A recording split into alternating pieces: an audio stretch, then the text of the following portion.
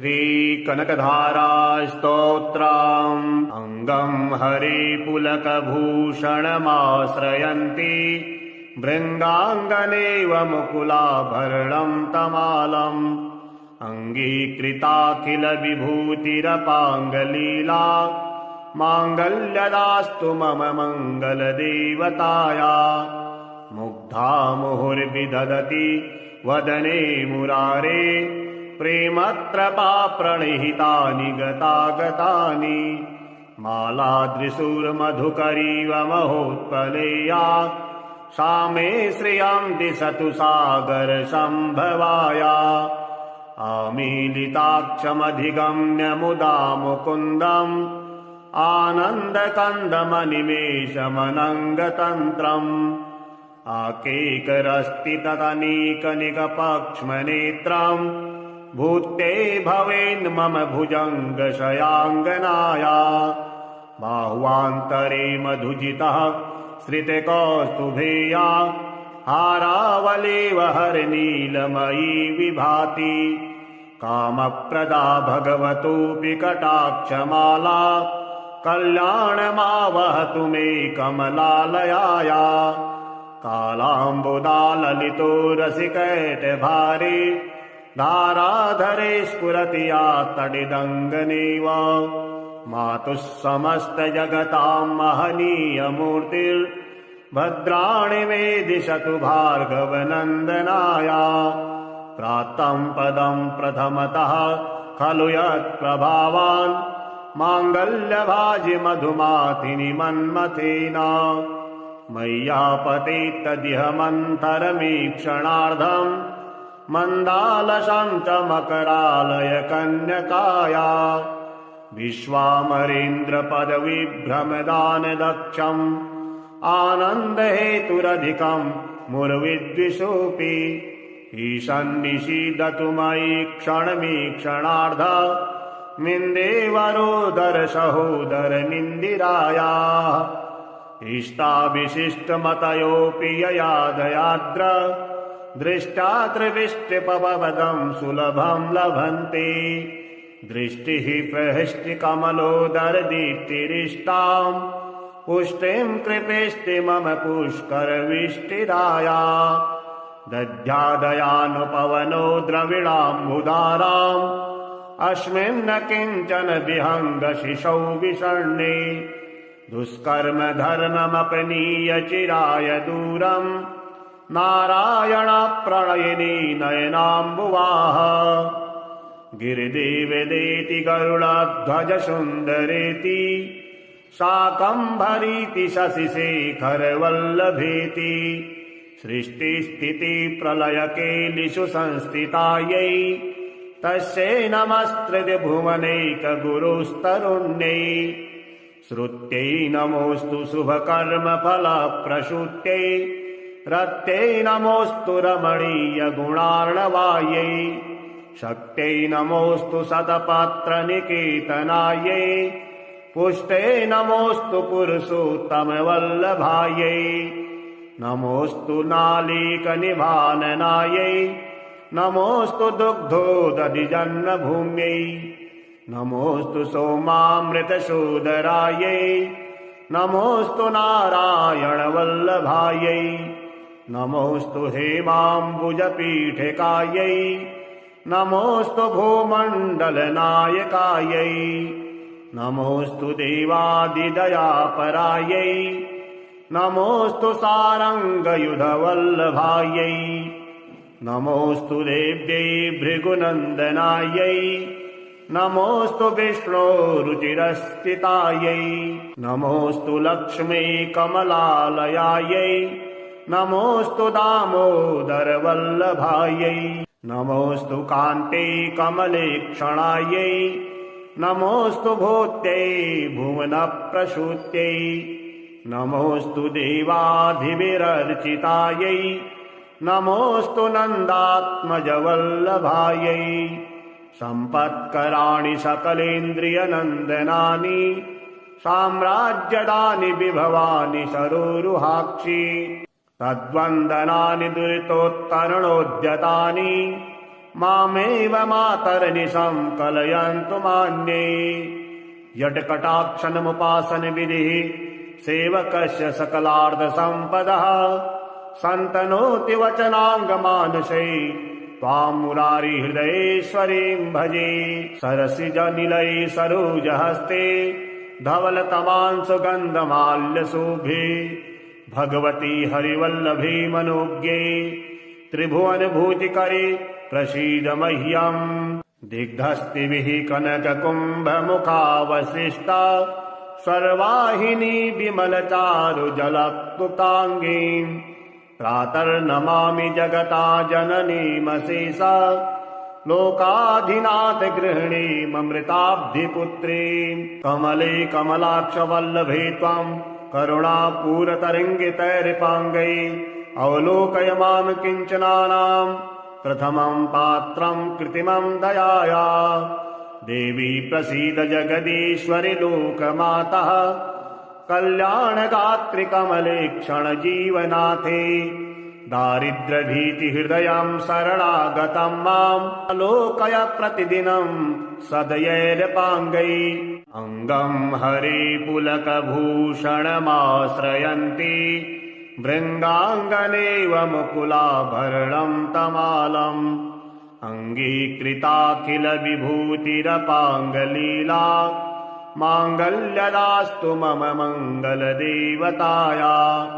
मुग्धा मुहुर्विदधति वदने मुरारे प्रेमत्रपा प्रणिहितानि गतागतानि। मालादृशुर्मधुकरीव महोत्पलेया सा मे श्रियं दिशतु सागरसम्भवाया। आमीलिताक्षमधिगम्य मुदा मुकुन्दम् आनन्दकन्दमनिमेषमनङ्गतन्त्रम्। आकेकरस्ति तदनीकनिकपक्ष्मनेत्रम् भूते भवेन्मम भुजङ्गशयाङ्गनाया। बाह्वान्तरे मधुजितः श्रितकौस्तुभेया हारावलेव हरनीलमयी विभाति। कामप्रदा भगवतोऽपि कटाक्षमाला कल्याणमावहतु मे कमलालयाया। कालाम्बुदा ललितो रसिकैटभारे धाराधरे स्फुरति या तडिदङ्गनेव। मातुः समस्तजगतां महनीयमूर्तिर्भद्राणि मे दिशतु भार्गवनन्दनाया। प्राप्तं पदं प्रथमतः खलु यत्प्रभावान् माङ्गल्यभाजि मधुमातिनि मन्मथेन। मय्यापतेत्तदिह मन्थरमीक्षणार्धम् मन्दालसं च मकरालय कन्यकाया। विश्वामरेन्द्रपदविभ्रमदानदक्षम् आनन्दहेतुरधिकम् मुरविद्विषोऽपि। ईशन्निषीदतु मयि क्षणमीक्षणार्ध मिन्देवरोदर सहोदरमिन्दिराया।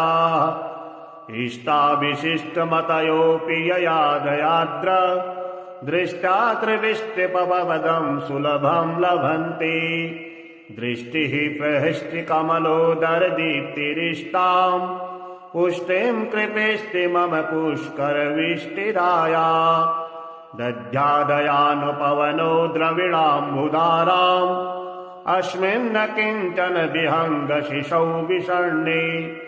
दुष्कर्म धर्ममपनीय चिराय दूरम् नारायण प्रणयिनी नयनाम्बुवाः।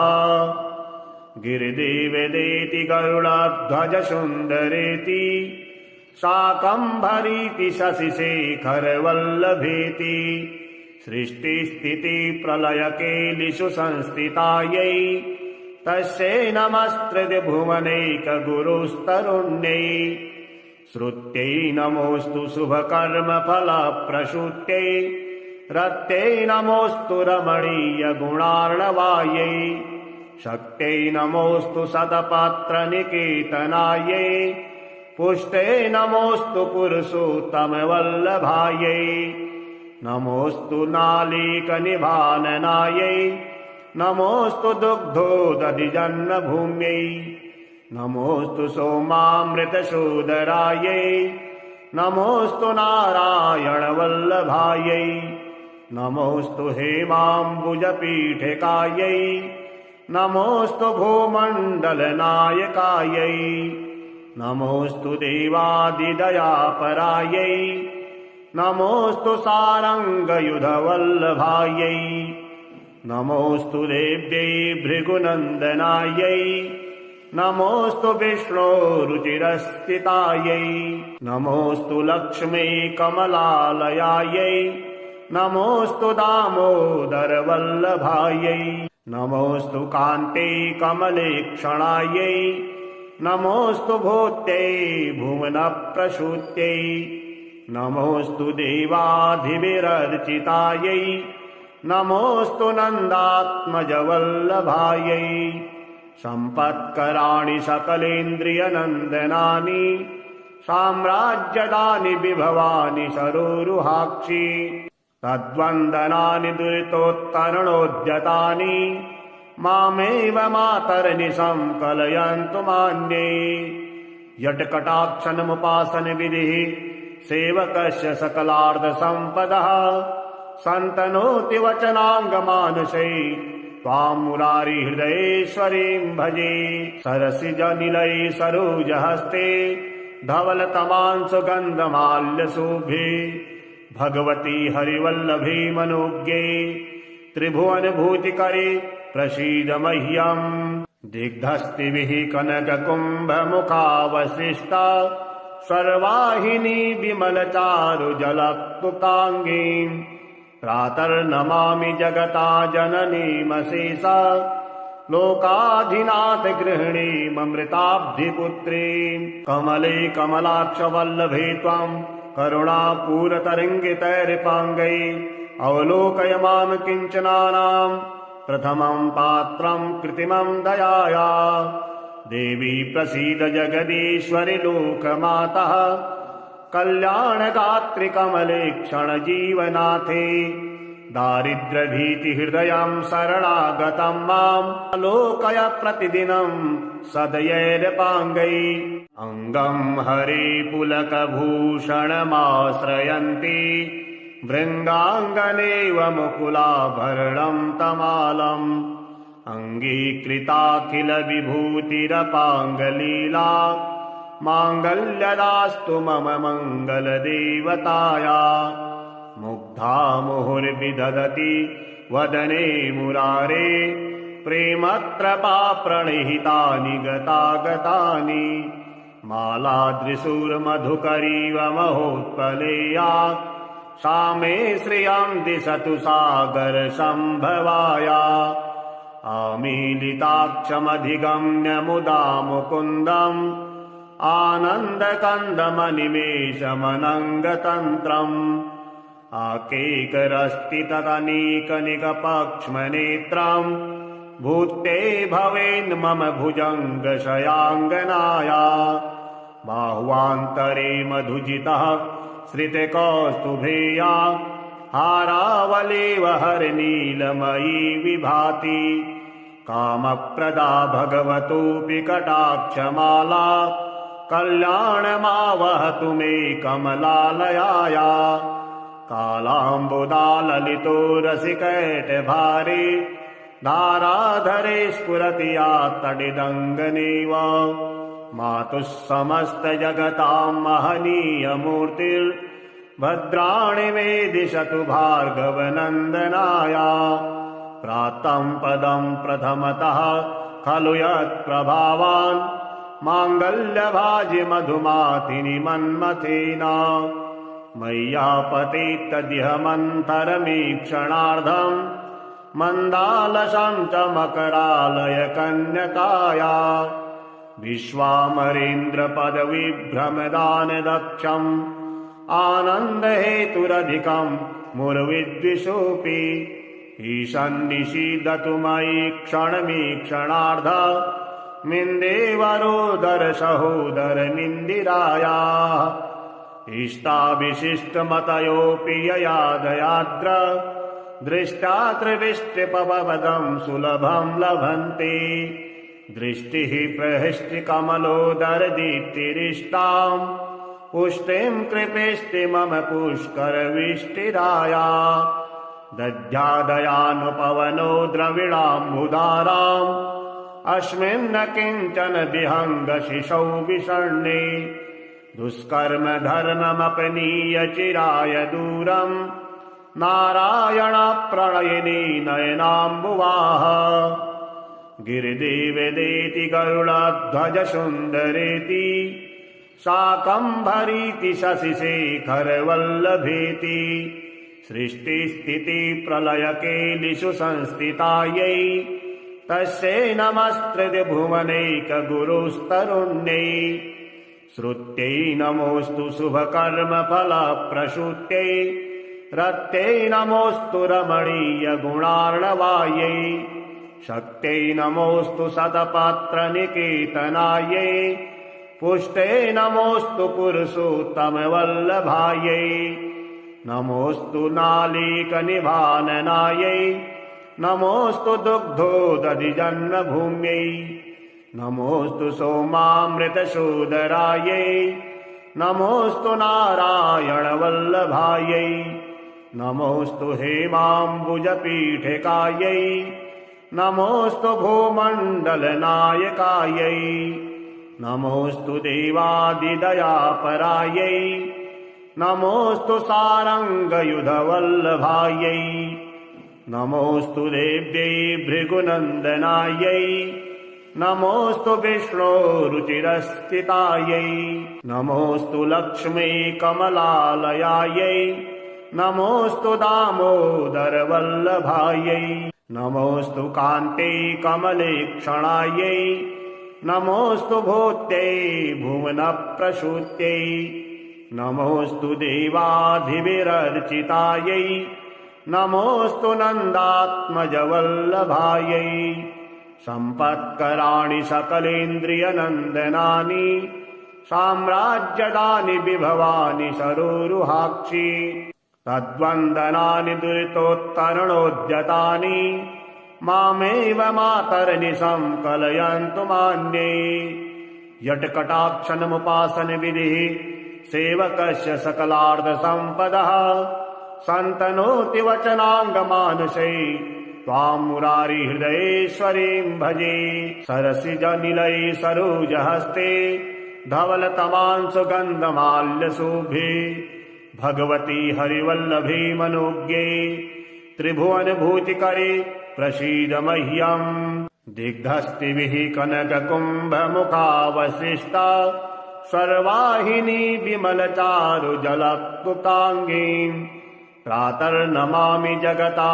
जननीमशेषा लोकाधिनाथ गृहिणीममृताब्धिपुत्रीम् कमले कमलाक्षवल्लभे त्वम् करुणापूरतरङ्गितैरिपाङ्गै अवलोकय मां किञ्चनानाम् प्रथमम् पात्रम् कृत्रिमम् दयाया देवी प्रसीद जगदीश्वरि लोकमातः कल्याणगात्रि कमले क्षणजीवनाथे दारिद्र्यभीतिहृदयम् शरणागतम् माम् अलोकय प्रतिदिनम् सदयैरपाङ्गै अङ्गम् हरे पुलकभूषणमाश्रयन्ति भृङ्गाङ्गनेव मुकुलाभरणम् तमालम् अङ्गीकृताखिल विभूतिरपाङ्गलीला माङ्गल्यदास्तु मम मङ्गलदेवताया मुग्धा मुहुर्विदधति वदने मुरारे प्रेमत्रपा प्रणिहितानि गतागतानि मालादृशूर्मधुकरीव महोत्पलेया सा मे श्रियं दिशतु सागरसम्भवाया आमीलिताक्षमधिगम्य मुदा मुकुन्दम् आनन्दकन्दमनिमेषमनङ्गतन्त्रम् आकेकरस्ति तदनीकनिकपक्ष्मनेत्रम् भूत्ते भवेन्मम भुजङ्गशयाङ्गनाया बाह्वान्तरे मधुजितः श्रितकौस्तुभेया हारावलेव हरनीलमयी विभाति कामप्रदा भगवतोऽपि कटाक्षमाला कल्याणमावहतु मे कमलालयाया कालाम्बुदाललितो रसिकैटभारे धाराधरे स्फुरति या तडिदङ्गनेव मातुः समस्तजगतां महनीयमूर्तिर्भद्राणि मे दिशतु भार्गवनन्दनाया प्राप्तं पदं प्रथमतः खलु यत्प्रभावान् माङ्गल्यभाजि मधुमातिनि मन्मथेन मय्यापतेत्तदिह मन्थरमीक्षणार्धम् मन्दालशं च मकरालय कन्यकाया विश्वामरेन्द्रपदविभ्रमदानदक्षम् आनन्दहेतुरधिकं मुरविद्विषोऽपि ईशन्निषीदतु मयि क्षणमीक्षणार्ध मिन्देवरोदर सहोदरनिन्दिराया इष्टाविशिष्टमतयोऽपि यया दयाद्र दृष्टा त्रिविष्टिपवदं सुलभं लभन्ते दृष्टिः प्रहृष्टिकमलोदरदीप्तिरिष्टां पुष्टिं कृपेष्टि मम पुष्करविष्टिराया दध्यादयानुपवनो द्रविणाम्बुधाराम् अस्मिन्न किञ्चन विहङ्गशिशौ विषण्णे दुष्कर्म धर्ममपनीय चिराय दूरम् नारायणप्रणयिनी नयनाम्बुवाः गिरिदेवदेति गरुडध्वज सुन्दरेति शाकम्भरीति शशिशेखरवल्लभेति सृष्टिस्थितिप्रलयकेलिषु संस्थितायै तस्यै नमस्त्रिभुवनैकगुरुस्तरुण्यै श्रुत्यै नमोऽस्तु शुभकर्मफलप्रसूत्यै रत्यै नमोऽस्तु रमणीयगुणार्णवायै शक्त्यै नमोऽस्तु शतपत्रनिकेतनायै पुष्टै नमोऽस्तु पुरुषोत्तमवल्लभायै नमोऽस्तु नालीकनिभाननायै नमोऽस्तु दुग्धोदधिजन्मभूम्यै नमोऽस्तु सोमामृतशोदरायै नमोऽस्तु नारायणवल्लभायै नमोऽस्तु हेमाम्बुजपीठिकायै नमोऽस्तु भूमण्डलनायकायै नमोऽस्तु देवादिदयापरायै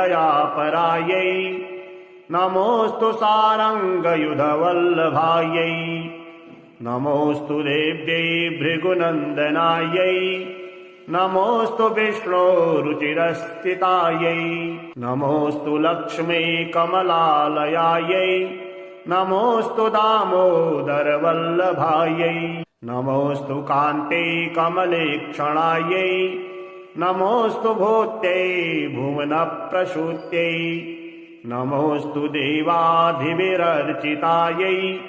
नमोऽस्तु नन्दात्मजवल्लभायै सम्पत्कराणि सकलेन्द्रियनन्दनानि साम्राज्यदानि विभवानि सरोरुहाक्षि तद्वन्दनानि दुरितोत्तरणोद्यतानि मामेव मातर्निशं कलयन्तु मान्ये यट्कटाक्षनमुपासनविधिः सेवकस्य सकलार्धसम्पदः सन्तनोति वचनाङ्गमानसै त्वां मुरारिहृदयेश्वरीं भजे सरसिजनिलये सरोजहस्ते धवलतमांसुगन्धमाल्यशोभे भगवती हरिवल्लभे मनोज्ञे त्रिभुवनभूतिकरे प्रसीद मह्यम् दिग्धस्तिभिः कनककुम्भमुखावशिष्टा सर्वाहिनी विमलचारुजलक्लुप्ताङ्गीम् प्रातर्नमामि जगता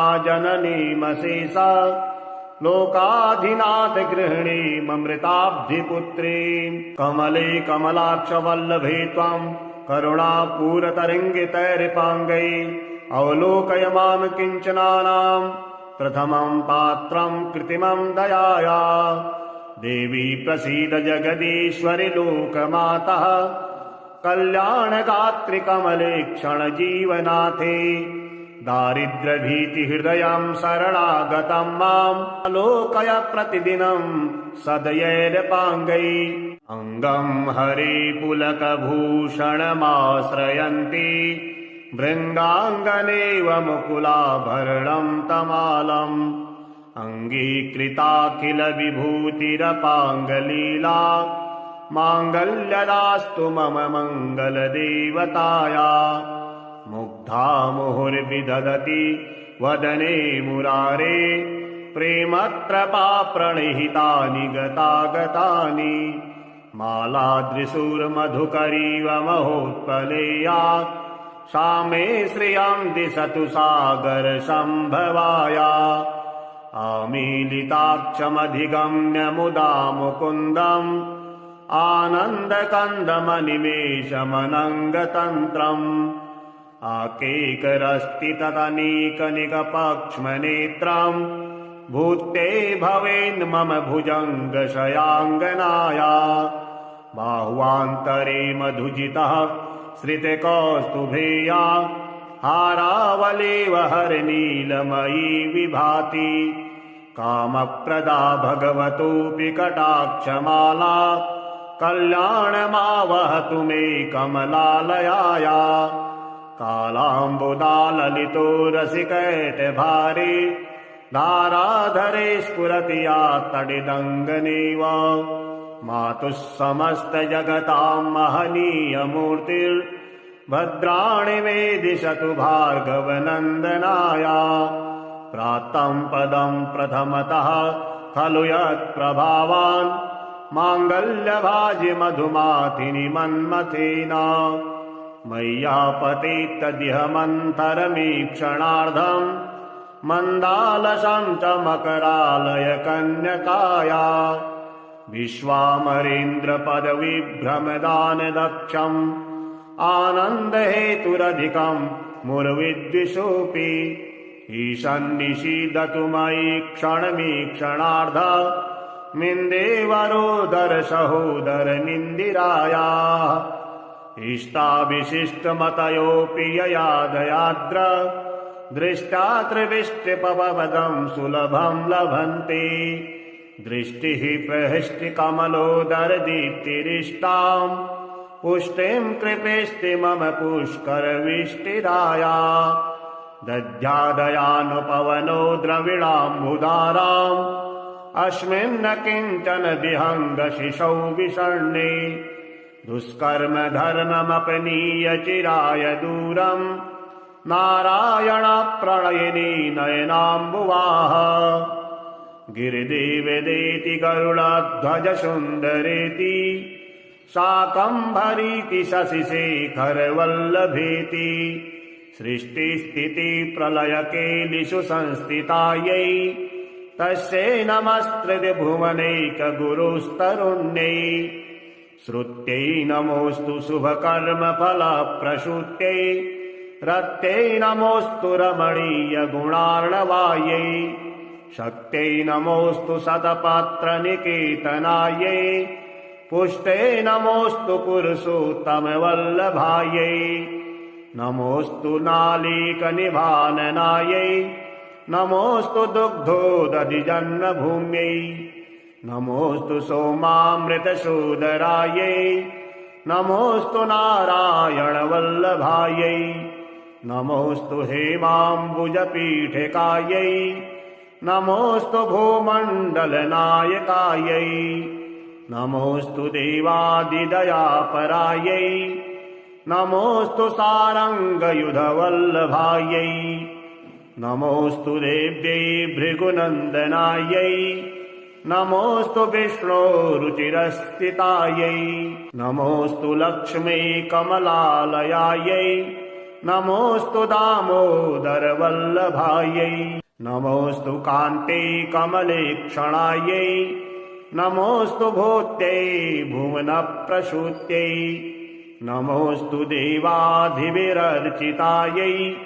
नमोऽस्तु नन्दात्मजवल्लभायै सम्पत्कराणि सकलेन्द्रियनन्दनानि साम्राज्यदानि विभवानि सरोरुहाक्षि तद्वन्दनानि दुरितोत्तरणोद्यतानि मामेव मातर्निशं कलयन्तु मान्ये। यत्कटाक्षणमुपासनविधिः सेवकस्य सकलार्धसम्पदः सन्तनोति वचनाङ्गमानसै त्वां मुरारिहृदयेश्वरीं भजे। सरसिजनिलये सरोजहस्ते धवलतमांशुगन्धमाल्यशोभे भगवती हरिवल्लभे मनोज्ञे त्रिभुवनभूतिकरे प्रसीद मह्यम्। दिग्धस्तिभिः कनककुम्भमुखावशिष्टा स्वर्वाहिनी विमलचारुजलक्लुप्ताङ्गीम् प्रातर्नमामि जगता जननीमशेषा लोकाधिनाथ गृहिणीममृताब्धिपुत्रीम्। कमले कमलाक्षवल्लभे त्वाम् करुणापूरतरङ्गितैरिपाङ्गै अवलोकय मां किञ्चनानाम् प्रथमं पात्रं कृत्रिमं दयाया। देवी प्रसीद जगदीश्वरि लोकमातः कल्याणगात्रि कमलेक्षण जीवनाथे। दारिद्र्यभीतिहृदयं शरणागतं माम् आलोकय प्रतिदिनं सदयैर्पाङ्गै।